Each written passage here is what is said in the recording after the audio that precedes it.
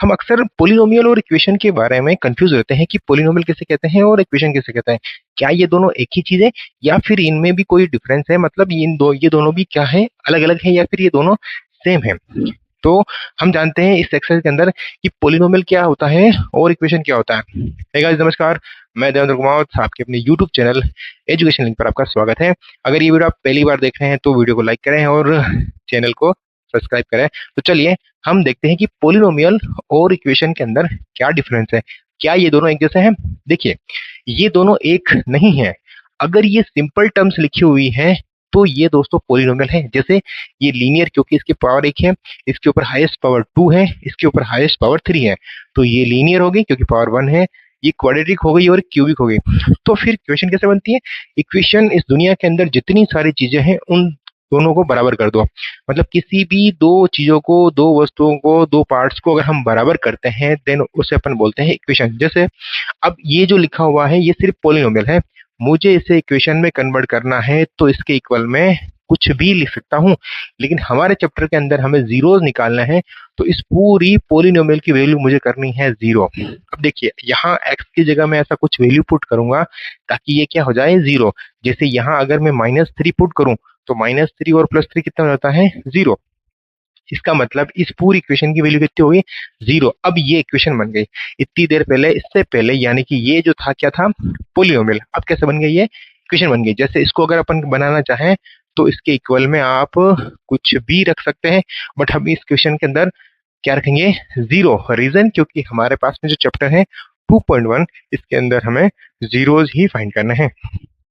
अब इसको फाइंड करने के लिए क्या करेंगे दोस्तों, क्या करेंगे, इसके इक्वल में सीधा हम क्या लगा देते हैं, 0। अब ये क्या बन गया हमारे पास में, इक्वेशन। इट मीन्स इस वर्ड के अंदर जितनी सारी चीजें हैं उन दोनों को हम जैसे ही बराबर करते हैं तो वो एक इक्वेशन बन जाती है। जैसे कि एक छोटा सा एग्जांपल देख लो। जैसे अगर मेरी मेरी एज मान लेते हैं 25 है और किसी की एज मान लो 5 है। अब हम इन दोनों को इक्वल करना है तो इसको आप 5 से मल्टीप्लाई कर दो और ये दोनों हो गई इक्वल, इस तरह से। तो कोई भी दो वस्तु हो सकती है, एज हो सकती है, मीटर हो सकता है, किलोमीटर हो सकता है, ऐसे ही एक पोलिनोमियल हो सकता है।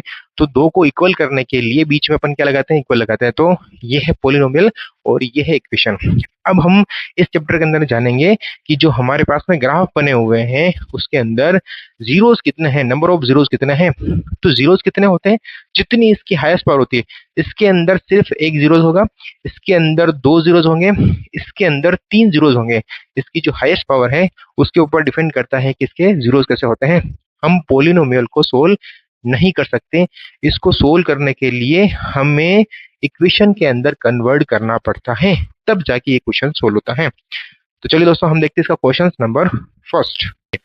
क्या लिखा हुआ इस क्वेश्चन के अंदर, ये लिखा हुआ the graph of y is equal to p x. यानी कि जो y है उसकी वैल्यू किसमें है, y एक पोलिनोमियल है, पर वो जो पोलिनोमियल है वो किसमें है, x के अंदर है।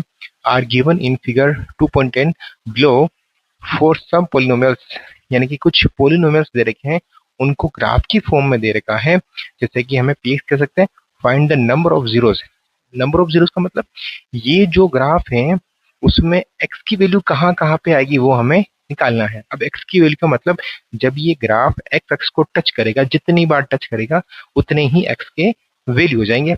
यानी कि अब देखो यहाँ ध्यान से, ये जो ग्राफ है, ये जो है x एक्सिस, ये y एक्सिस है। अब ये वाला जो ग्राफ है, ये वाली जो लाइन है वो x एक्स को टच नहीं कर रही है। इट मीन्स ये जो पोलिनोमियल्स हैं वो x एक्स के अंदर एक्चुअली में है ही नहीं। तो यहाँ पे x की वैल्यू तो 0 हो गई, यानी कि x की वैल्यू कितनी है, 0 हो गई। यहाँ देखिए, यहाँ ये जो ग्राफ है ये x एक्स को कितनी बार टच कर रहा है, एक बार। इट मीन्स ये जो इक्वेशन है वो लीनियर इक्वेशन को शो कर रहा है, यानी कि जो x की वैल्यू है वो एक ही आ रही है।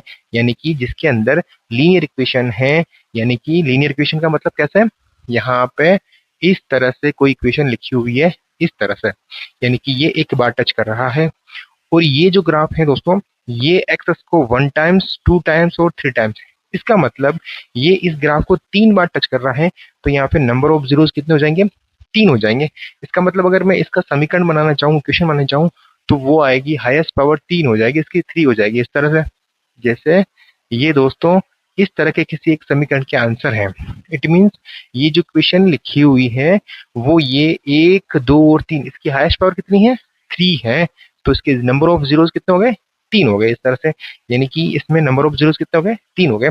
ऐसे ही हम इसका देख लेते हैं, यहाँ पे जो इसके आंसर आ रहे हैं वो 2 आ रहे हैं, यानी नंबर ऑफ जीरोस कितने हैं, 2 है।